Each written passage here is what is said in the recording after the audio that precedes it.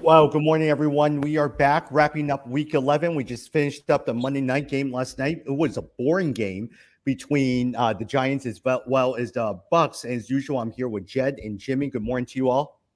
Good morning, Morning. guys. Yeah. Did any of you guys get a chance to watch the game, especially the Payne and Eli cast? Yeah, I got to listen to Kevin Hart. He was pretty good. His back and forth with Eli was pretty good. Yeah. But I was switching back and forth. It's hard. It's to me, I realize I love hearing that banter, but then I'm not watching the game. And No. so I was flipping back. Because you're focused on the banter. Yeah. I will say, I don't know what you guys think there's this commentator, Booger McFarlane on the ABC ESPN. He is my least favorite commentator. So if he ever comes on, I switch off because I think his commentary is so non-helpful. He basically just says the obvious, what's right in front of him, and there's nothing he adds. Yeah. He used to be the Monday Night Football guy, right? Yes. I hated it. And I think that's why they dumped him after a couple of years, because they realized he doesn't add much value. Yeah, exactly. The only good thing is that he does the post-game NFL Live or with Chris Berman on ESPN Plus. He does a pretty good job there. Yeah. Well, okay. I don't know if you guys saw this. Did you know that the last time Tom Brady lost more than 2 games in a row, the team that defeated him was Brian Greasy, who was commentating on Monday Night Football yesterday. So they were pulling up all these old highlights of Brian Greasy playing in that game, and they were like, that was so long ago. And now I'm old and I got gray hair, and look at this guy. He's still out there playing around and winning these football games. Yeah. Speaking of the Manning cast, my favorite part did you catch this one where Kevin Hart, they were ripping on Kevin Hart and say, hey, is there any old footage of when you were playing high school? He says, yeah, here's the website you need to go to. And he says, go to www.thailand.7433890. And it just goes on this long website. You got it? He says, go look there. And then they also had Condoleezza Rice on there. She was pretty good too. Oh, I didn't see her on there. I think I tuned off by then. Yeah, I miss Condoleezza Rice, but to me the favorite one was when they said Kevin Hart played in a pickup game with Peyton Manning, and then they said, yeah, it was Kevin Hart with Peyton Manning's kids. It's because he looks so short. Yeah. Okay, speaking of which, I mean, not as an aside, did you guys know that Kevin Hart is helping to remake Different Strokes? Yep. It's one of those Arnold. Yep, he's playing, and then it is one of those one night things where they're having live stage, and it's gonna be focused on Different Strokes. I actually think it'll be kind of funny. Oh, I could see that being good. I watched Different Strokes growing up. Hey, by the way, I started watching Ted Lasso, and I'm into it now. I'm like a few episodes in. It's pretty good. I don't know if you guys have ever watched it, but it's pretty good. Yeah. I think I'll try to watch it this weekend. Hey, going to today's this week, and as we head into wrap up week 11, going to week 12, what were some of the things that stood out to you guys this past week? Look, there was Jonathan Taylor, there was Austin Eckler. For you, we talk about game balls here, Jed. Who would you give your game ball to? Well, I was telling you just earlier, the obvious one is Jonathan Taylor, right? I mean, 5 touchdowns. That's insane. That's a record. We could go back to thinking about, greatest single day fantasy performances. And that's got to be top 10. It might be top 5. But I'm actually going to give my game ball to the Patriots defense. I remember when we were doing this about week 3, week 4, when they had lost, several games. And I remember saying, could this be the year that the Patriots don't make the playoffs? And here they turned, and if you read about it, apparently there was something on the defense where they changed the defensive scheme and they finally kind of, made a change based on their personnel because they brought in so many free agents. Remember, Bill Belichick spent a lot of money this offseason, and now Patriots are not only in first place, but they're the 3rd seed in the AFC right now. And man, that team looks really tough to beat. So I think that's super impressive. I give them a game ball for blanking the Falcons. And Jed, if you do remember that, they also dumped Stephon Gilmore as well too. Yeah, I mean, but if you look, They talked about Judon is the big pickup they had, that Yeah. he's just been amazing. But yeah, they've really so everyone's talking about Mac Jones, and credit to Mac Jones. Most rookie wins for a New England Patriots quarterback.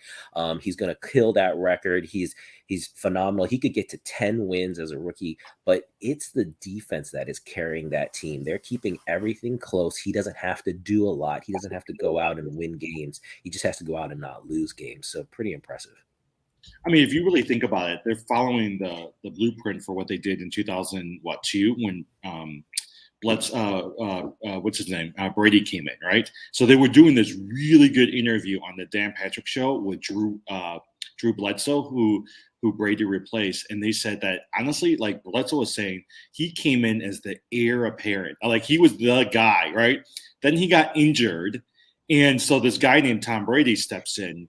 And Belichick did a phenomenal job because if you remember, he was no name. They put up a great defense, a good line. I mean, even this year, they brought in a Kendrick Bourne. They brought in a Nelson Aguilar. They brought in Hunter Henry, Jonnu Smith. So they surrounded him with decent weapons, not really good weapons, but decent weapons that complemented him.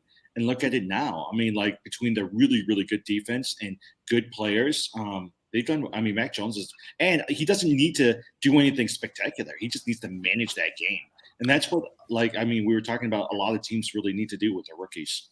Well, this is also why it shows you, especially compared to the Bears, the difference that coaching makes. I mean, you cannot argue.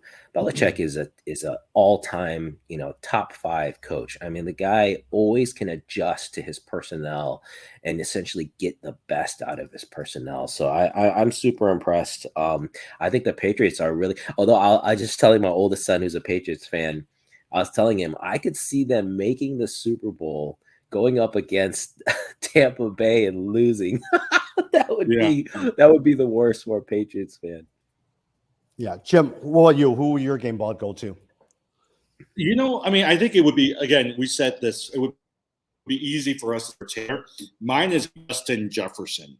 10 receptions, 169 yards, 2 touchdowns between him and Kirk Cousins. Look, if you needed a quarterback this week, Kirk Cousins had over 30 fantasy points, and Justin Jefferson got, for me, almost 50 fantasy points, and so that alone almost won me this week if it wasn't for Ryan Tannehill. But Justin Jefferson is the guy I would focus on.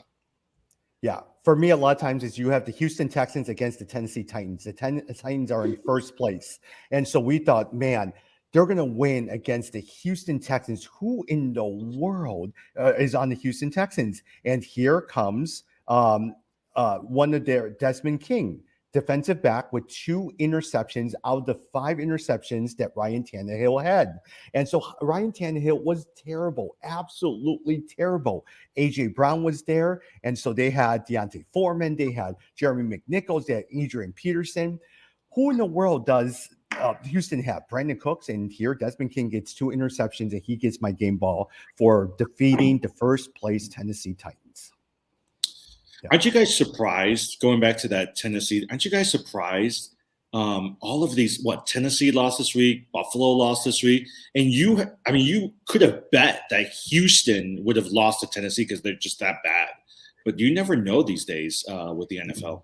Well, that's why the NFL is so great. I mean, because every Sunday you got to bring it. If you just have a little bit of, you look past your opponent just a little bit, and man, they'll come and get you. So that loss is really going to hurt Tennessee because now they're fighting with Indianapolis now and New England. If that comes down to it, they probably are going to lose significant, positioning because of that. The other thing you mentioned, the Vikings, I like that with Justin Jefferson.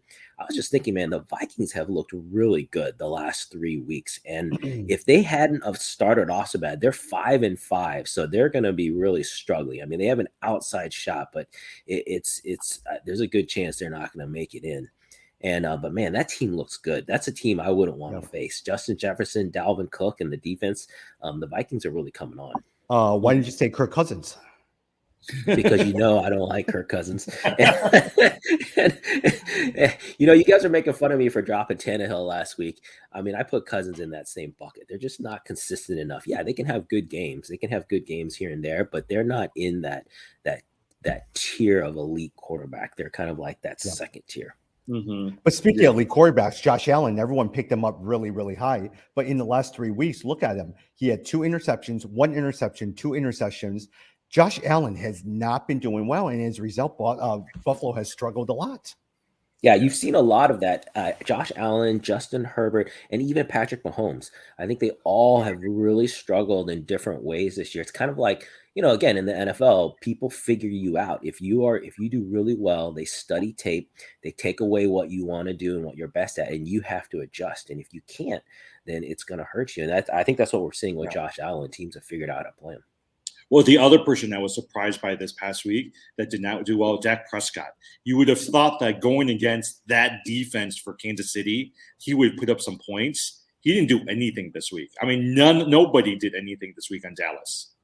Yeah, no, I was disappointed in that. I picked up Gallup knowing that Amari Cooper was going to be out. And it did not get – the Dallas offense did not look good. But, that Kansas City defense, I'll say I've been making fun of them all year. They have definitely improved. You can tell that something is a little different now. They're getting to the quarterback a lot better. They talked about actually they moved I forgot his name, but they moved someone on defensive line into the interior, and he's been wrecking a lot more havoc from the tackle position, and I think that's really helped their defense. I do think Dallas will do well because it's Thanksgiving Day they're playing, and they always end up doing well on Thanksgiving. So I can see Dak Prescott, I can see Gallup, I can see CeeDee Lamb might not play because he's in concussion protocol, right? So you got what's his name? Cedric, I forgot his name. Yeah, Wilson, Cedric Wilson. Cedric Wilson, yes, Cedric Wilson and Gallup, right? I could see them actually doing pretty good in this game. Yeah. I'm so frustrated. In one of my leagues, I was playing with our friend Jalen. I had Terry McLaurin at 21 points. You had Eckler at 40 points. But I still lost because I had Dak Prescott, who got me a measly 1.6 points. It was terrible. And I need to find a tight end because Mo Alley Cox got 0 points again for the second straight weeks. Is that in our league? What league is that? No, that's in the other league that our friends. But see, here's the thing, and Tommy will say this because one of our friends, Max, took over all of the tight ends, and some of them there's no tight ends out there, and the only way they'll trade a tight end is for a top line receiver. So you're stuck with nobody. I gotta admit, I just like it because I think it's funny. I think it's really I was so frustrated because I'm trying to get Gesicki. I think right now I'm not even trying to get TJ Hawkinson.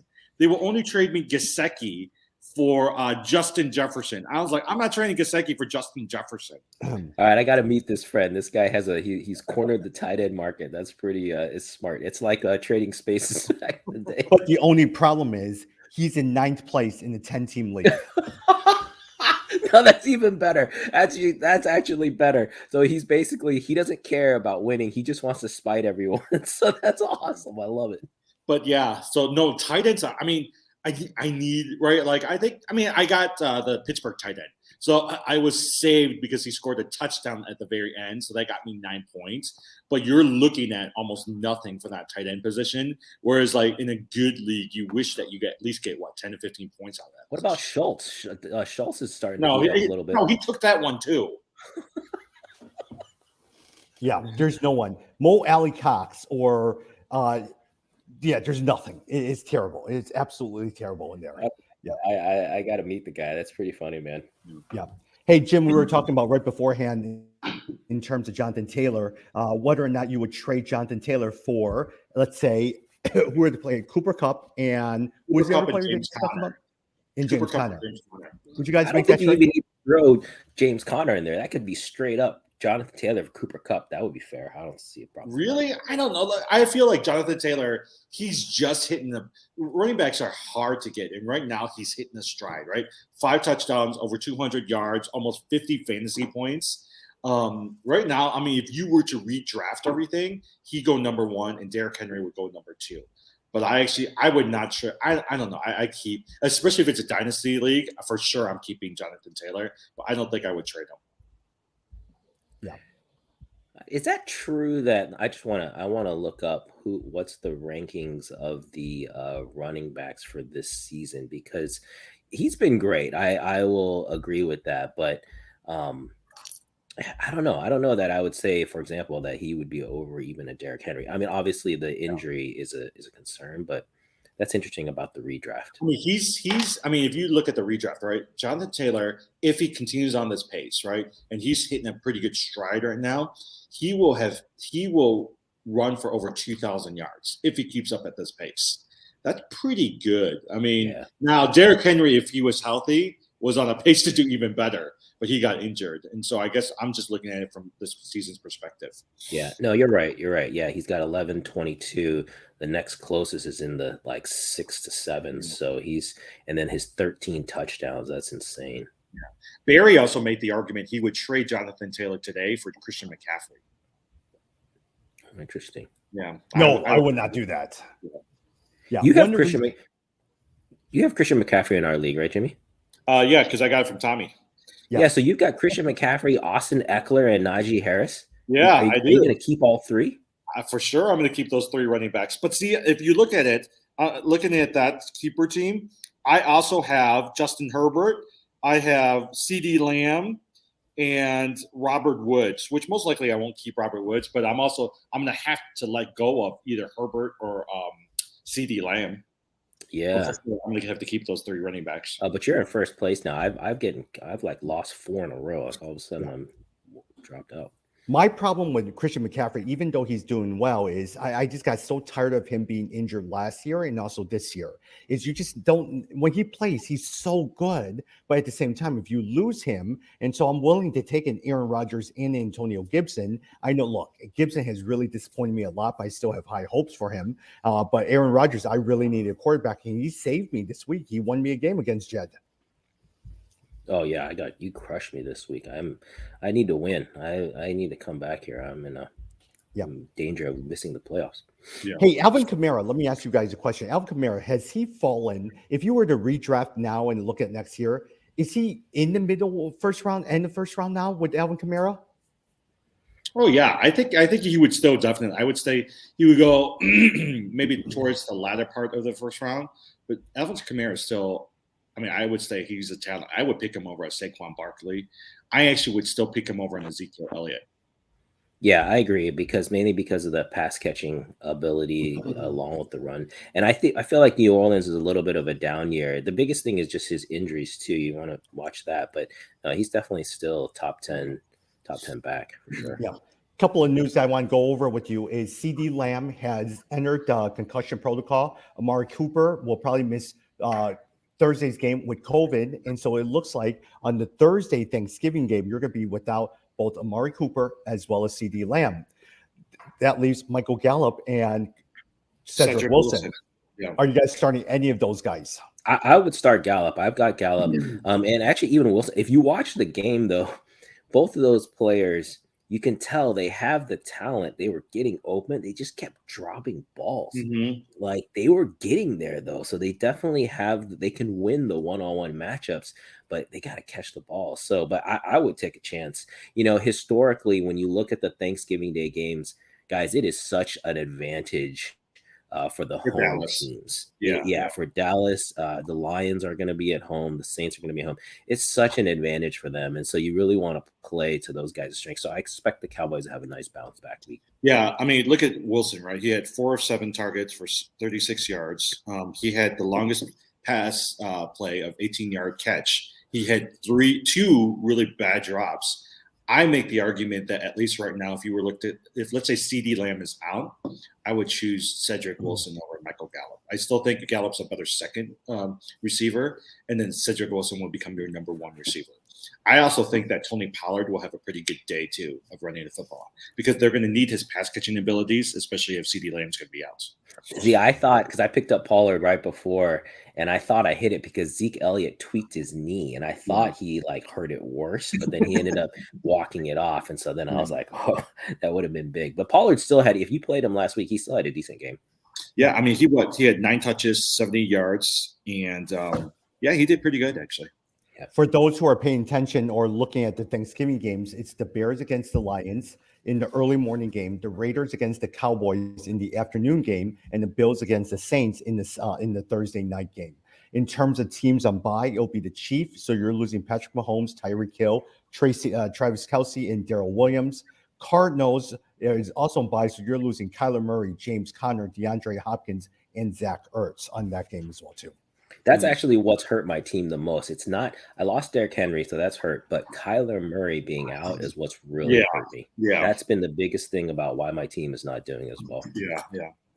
I think the team, I agree. Hey, also another thing is Justin Fields is ruled out of Sunday's loss to Baltimore and will be ruled out for Thursday. So Andy Dalton is starting in quarterback. But at the same time, Dalton threw a nice 60-yard pass over the Darnell Mooney. Yeah, I don't think this is a bad thing for the Bears. I think the Bears can actually win. I mean, I think Justin Fields would have been fine, but I think that they don't lose a whole lot dropping down to Dalton, especially they might actually gain in the passing game. And if you have Mooney, you should be playing him now. Like he's really starting to come to his own. He had a nice, I think, 121 yards plus that touchdown. So he had a nice game. Yeah. A couple other things. Michael Carter suffered a high ankle sprain. He's going to miss 2 to 3 weeks. AJ Brown, chest injury, likely avoid a serious injury, but his status is up in the air for this week.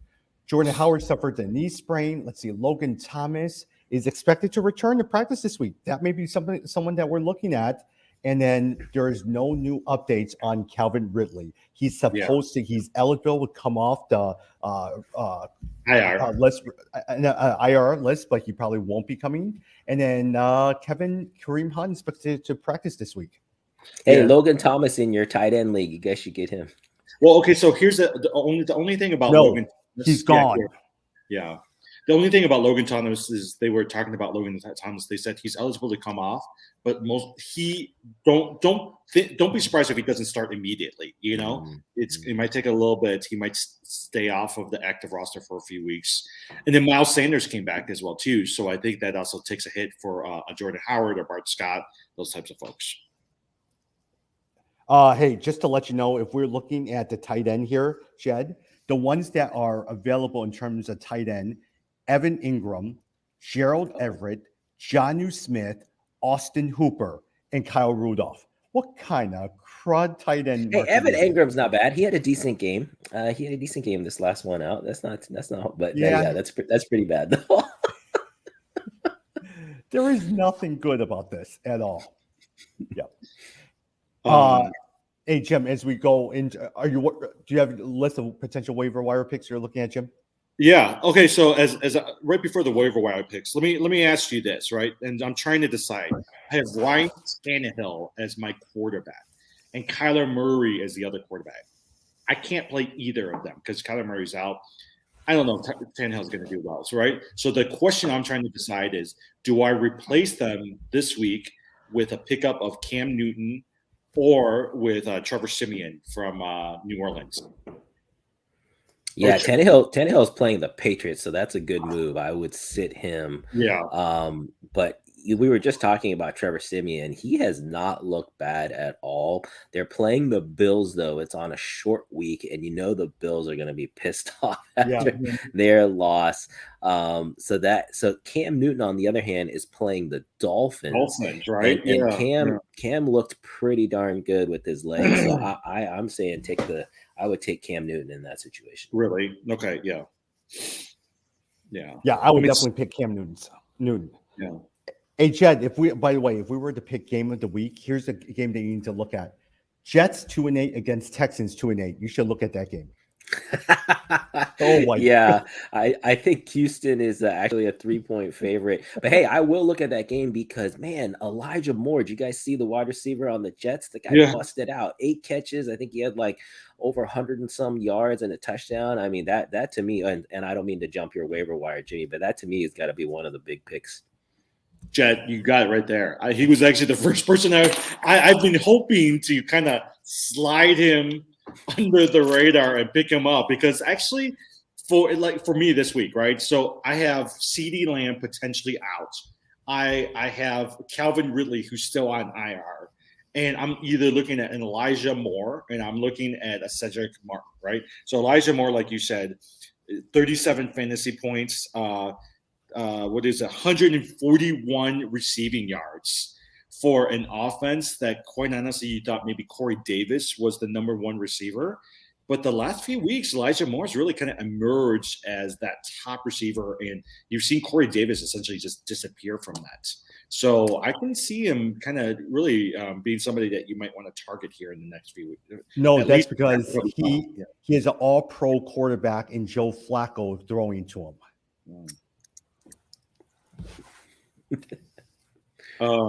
The other person I would think, right, and I think we talked about this as well too. I do think Cam Newton, right? Cam Newton, I was really hesitant about picking him up this week because I was like, but okay, I should have thought about it though, because he was playing, Cam Newton was playing his old former coach, right? And so for me, I'm like, I think he actually is one of those revenge games. It's not like he hates Rivera, but it's one of those revenge games where I think Newton's going to do pretty well. And this week he's going to play Miami. So I actually think that Cam Newton would be a pretty decent pick for anybody. And then I think, right now, Tony Pollard, if you guys have Tony Pollard, I've seen him out in waiver wires. He might have got picked up last week. But Tony Pollard's, given what's going on with the receiving core for Dallas, given that it's Thanksgiving game, given that maybe Elliott might be a little bit tweaked and it's a shortened week, Tony Pollard's actually a good play from a flex standpoint as well, too. So those are 3 people I would really highlight. I don't know if you guys have more. Yeah, the other one I would add just to the quarterbacks, because you were talking about quarterbacks. We mentioned Heineke. Taylor Heineke had a great game, and he's playing the Seahawks. It's on a Monday night game too, and the Seahawks defense is very suspect. They can definitely be scored on, and so I think Heineke is someone else you could consider if you need a quarterback position. And then the other one we mentioned is that Michael Carter on the Jets, going back to the Jets, is out, and I think it looks like Ty Johnson is the guy that they're thinking will replace him. So you might consider him as well over Tevin Coleman. I think Tevin Coleman is the other guy. Yeah. Going back to Heineke, you're pretty good. I'm looking at, I've never paid attention to him, but the last few weeks he's actually increased, right? He's got 11 fantasy points against Denver. Then he had 17 fantasy points against Tampa Bay. And last week he had 28 fantasy points. So whereas Tannehill is trending down, Heineke is trending up. A couple other stats as well. Cam Newton last week, he had 189 yards on 21 of 27 passing with 2 touchdowns. Elijah Moore, just to go what Jimmy's thing is, he had 8 catches for 141 yards and the touchdowns in the past 4 games, 24 catches, 336 yards with an average of 13.1 fantasy points per game. Another one to look at, Ty Johnson as Jetta and Von Jefferson with Robert Woods out and Odell Beckham still trying to get used to the system. Von Jefferson might be someone to look at. And the fourth one, Marquise Vandal-Scantling had a long touchdown from Aaron Rodgers. Mm-hmm. And he had 10 targets and completed 4 catches for 123 yards and 1 touchdown. The only problem with that guy is he always has 1 or 2 games that's really good, and he disappears because people will jump on him, try to pick him up, and then he doesn't see anything. They always say Devontae Adams, and so, unless something happens to Devontae Adams, you really there's not much you can do with those folks. Yeah, I like that you mentioned OBJ too. I've got him in one team, and I've been sitting and waiting. We'll see if he gets acclimated, but the opportunity is there for him. So I'd like to see him turn that into something, but we'll see. Yeah. Hey, I want to look at a couple games before we wrap up here as well, too. San Francisco and Jacksonville Jaguars game. Let me just actually give you Trevor Lawrence, 158 yards in terms of 3 sacks, 3 rushes for 23 yards. So that's one, Jed, I'd love for you to comment.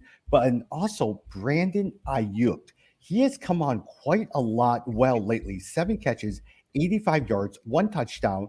Deebo Samuel was your leading rusher at 8 rushes, 79 yards. Thoughts on those 3 individuals? Yeah, you called Ayuk last week, so I thought you did a really nice job there. The only thing is, we all have known Ayuk has the talent for sure, but I guess for me, I wouldn't read too much because it was against the Jags. And so to me, this is more of an issue of the San Francisco quarterback. I don't trust Jimmy Garoppolo to spread the ball around as well. And that's what you need for Ayuk to get points, because there has to be enough passing yards. Garoppolo only had 176 yards for that game. And Ayuk is fortunate that he got what he did. But I think on a normal game-to-game basis, I don't think you can depend on him. I think you can make the argument that Deebo Samuel, if you listed him both as a wide receiver and a running back, that might actually be kind of interesting. That was something that they were talking about on ESPN the other day. Because if you notice, they really use Deebo Samuel in a lot of different plays, especially as the runner. And so for him this week, I mean, Jeff Wilson was supposed to be like the number one back. You can see his fantasy projection points decrease this week because I can see them using Deebo Samuel in some of those running plays this week more. Jim, Philadelphia Eagles against the New Orleans Saints, 40-29. The one person that I want to talk to is Jalen Hurts. I mean, he is now he had 3 rushing touchdowns. I mean, he still threw for only 147 yards, but he is now your number 1 rated quarterback in fantasy this year. Thoughts on Jalen Hurts? One more thing before you do. Miles Sanders, 16 carries, 94 yards, and Devontae Smith has benefited from him. Sorry, go ahead. Yeah, no, actually, NFL Network, one of them, they said he was crazy. I forgot what his name was, but he said Jalen Hurts is going to be the number 1 fantasy quarterback, right? And it was at that time where no one really knew what we were going to get out of Jalen Hurts. Who would have thought that guy scores more points than a Patrick Mahomes, a Josh Allen, a Kyler Murray? I mean, he doesn't throw a lot, but between his legs and his touchdowns, I mean, that guy, he's been a good pickup. Yeah, and don't forget Devonta Smith as well. He's really starting to, that's a combination there that you can play with. He's really starting to come into his own. They're figuring out how to use him, I think, is the big thing. And everyone's worried about Devonta Smith's size and everything, but they're figuring out how to use him on those quick cuts just to get the ball into his hands. So another good, promising wide receiver. I think they're one of those teams that's trending upward. I mean, whether or not they're going to win that division, but the division isn't that strong, but they are trending up, and they've got some good pieces, especially now with Miles Sanders coming back. 2 more games. Jed, Cincinnati Bengals wins against the LA Raiders, 32-13. On Friday, you were trying to figure out if you should start Joe Burrow, and he did. He had 148 yards. He was sacked 3 times. Yeah. But Joe Mixon, 30 carries, 123 yards. Yeah, this was a disappointing game to me for Burrow. I actually played Burrow over Justin Herbert in one league, so I lost because of that. But yeah, so it was disappointing. But I mean, good win for the Bengals. These are the kind of games that they have to win, and they have to win strong. So it was a good showing for the run game. Like you said, Joe Mixon with 2 touchdowns and 123 yards. I think Joe Mixon is another one that I definitely missed. I kind of didn't count on him because the year previous, last season, he had so many injuries. He was so inconsistent. But this year, he's been a lot better. Yeah. Last game, Jim, Chargers win 41-37 against a very, very good Sunday night game against the Pittsburgh Steelers. I really enjoyed it. They had a chance to come back. Pittsburgh did and win the game. But man, look at this with the LA Chargers. Mike Williams came back, 5 catches, 97 yards, 1 touchdown. Keenan Allen, 9 catches, 112 yards. But Justin Herbert, he had 382 yards in the air and 90 yards on the ground. He did very, very well. The Chargers really helped me out, right? So Austin Eckler helped me win. Justin Herbert helped me win. And then this past week, I made a trade. Someone wanted to dump Mike Williams for my Kareem Hunts. So I made the trade gambling, and I got Mike Williams. Yeah, Justin Herbert looked really good in this game, and the surprise was the 90 yards rushing. That was interesting, an added wrinkle to his game. And if you watched it, he looked really good. He wasn't just running wild. He was running and then sliding. And they talked about how he was a multi-sport athlete. So you could tell he looked like a baseball player when he was sliding. He looked fine. But I think Justin Herbert, again, if you have him in a dynasty league, I think this is a guy you hold on to. He's coming into his own. I mean, it's all about his maturity and growing into, the quarterback position. Yeah. Remember in our dynasty league, I spent $80 on Najee Harris. I'm really happy now that I have Najee Harris and Austin Eckler on that team. Yeah. And McCaffrey. So you have 3 of them. Yeah, and McCaffrey. Yeah, so I got 3 good running backs right now. Yeah.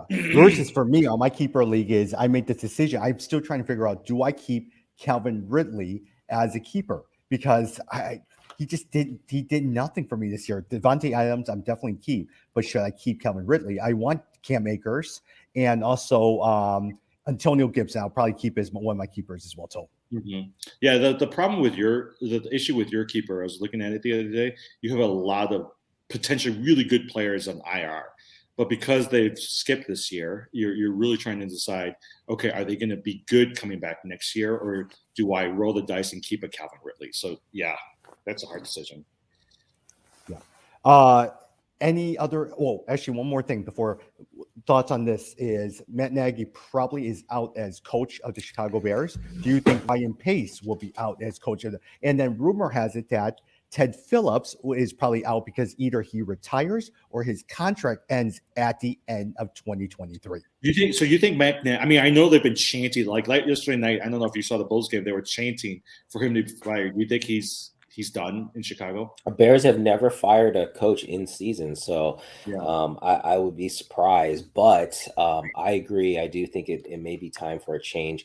I hope they don't fire Nagy and keep Pace. I hope if they do clean house, they do both and get rid of them both. But yeah, I mean, I do think it's hard to argue that loss was pretty bad.